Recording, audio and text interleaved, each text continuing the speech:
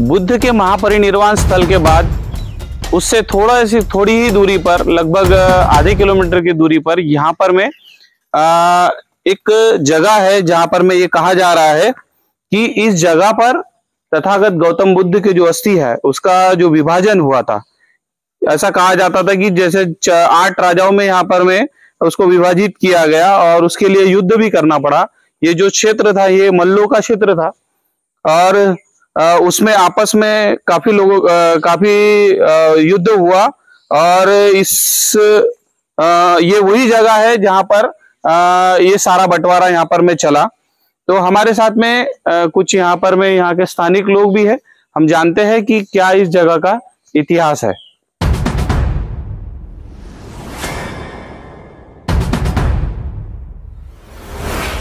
तो हमारे साथ में यहाँ के लोकल व्यक्ति हमारे साथ में है जिन्हें यहाँ की पूरी जानकारी है।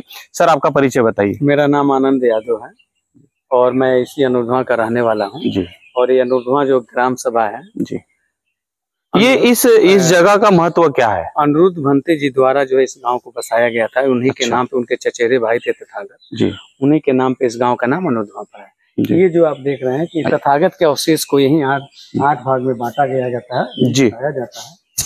जब तथागत को महापरिनिर्वाण की प्राप्ति हो गई तो जब मल्ल राजा को संदेशा जाता है और नगरवासी मल्ल राजा रोते बिलाकते आते हैं तथागत आनंद के पास वहां पे, उसके बाद से जो है उसी समय 7 गणराज की सेना आ जाती है और एक गणराज तो यही था। उस समय जो है 8 गणराज थे, 16 महाजनपद थे जी। तो जो महाजनपद थे और 8 जो गणराज थे कुशीनगर के आप देखेंगे तो यहाँ के मल्ल आप देखेंगे, तो ये लोग जो है तथागत के अवशेष को अपने अपने वो दूत भेजते हैं और कहते हैं कि हम जो है तथागत को मैं ले जाऊंगा। तथागत की बॉडी के लिए जो ये बार बार जो है ये हो रहा था, तो मल्ल राजा देने से मना कर देते हैं और कहते हैं कि तथागत महापरिनिर्वाण हमारे यहाँ प्राप्त किए हैं तो सबसे पहला अधिकार किसका है? हमारा है, हम तथागत को नहीं देंगे। जब ऐसी स्थिति आ जाती है देने को तैयार नहीं होते हैं और वो 7 जो गणराज के राजा हैं, 7 गणराज हैं, जैसे वैशाली भी गणराज ही था, कोई स्वतंत्र राज्य नहीं था।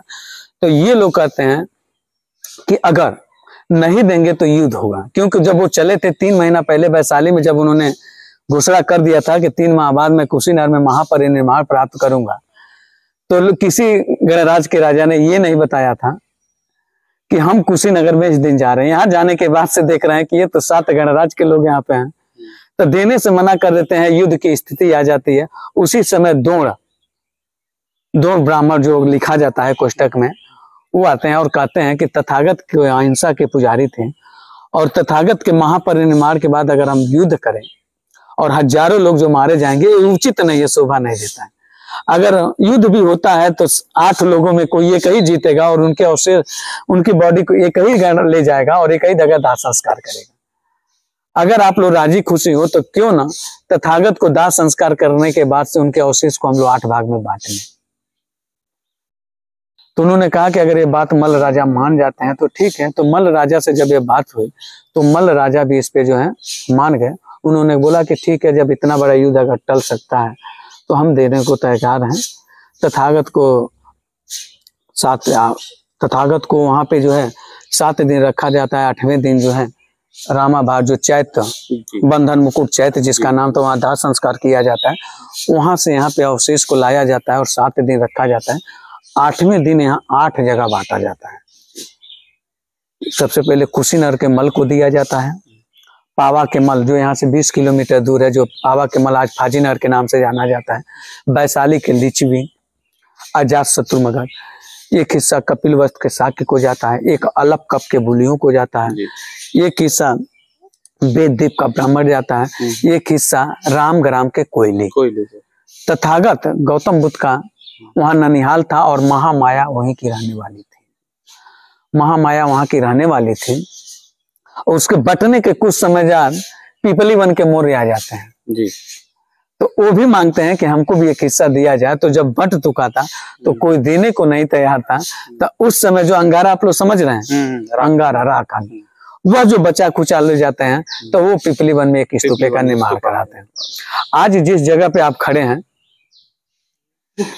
हाँ, ये जो बोधि वृक्ष आप देख रहे हैं, जब दाह संस्कार करने के बंटवारा हो जाता है, तब अनिरुद्ध भंत जी जो चतेरे भाई थे उनके बोध गया जाते हैं और बोध गया से बोधि वृक्ष लाते हैं और ये यहाँ पे लगाते हैं।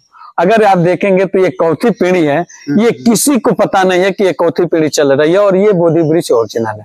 हाँ, अगर आप जाएंगे तो पहले जो है क्या था, ये टीला था, जंगल था, मतलब इस तरह से था। कुछ समय बाद जो है यहाँ पे क्या हुआ, हाँ बता रहे हैं। जब कुछ समय बाद आप देखेंगे तो यहाँ एक थारू जात थी, वो भी अपने को बुद्धिस्ट समझती थी। थारू एक जात होती है ना, थारू लोग बंजारे जैसे रहते थे, वो लोग यहाँ पे आके ये जो कुआं आप देख रहे हैं यहाँ पे उन्होंने निवास किया काफी टाइम तक। ये उसी समय का ये कुआं है, देख रहे हैं आप। और ये बोधि वृक्ष आप देख लीजिए। तो ये वो जगह है जहाँ पे गौतम बुद्ध के अवशेष को 8 भाग में विभाजित किया गया था और एक स्तूपा अंगारा पे बना था जी, और एक पात्र पे बना था। तो उस समय जो है यहाँ पे कितने 10 स्तूपे बने थे, 8 गणराज्यों में चले गए और एक पात्र पे हुआ और एक जो है जो अवशेष उनके जो अंगारा कोयला होता है उस पे बना था जी।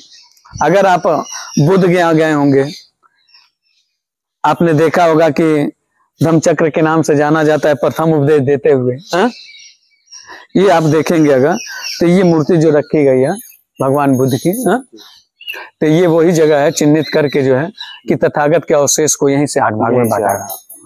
तो साथियों हमें लगता है कि अब ये जो जानकारी है, सर ने बहुत अच्छी जानकारी हमें इस जगह की दी है और ये जो जानकारी है आपके जो,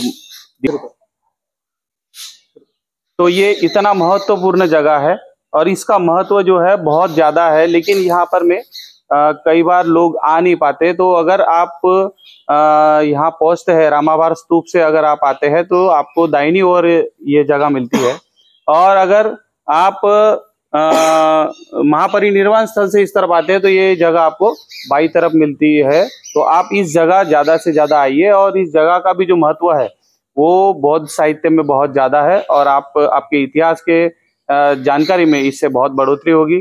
तो हमारे चैनल को आप देखते रहिए, लाइक कीजिए, शेयर कीजिए, सब्सक्राइब कीजिए, कमेंट जरूर कीजिए। जय भीम, नमो बुद्धाय। नमो बुद्धाय।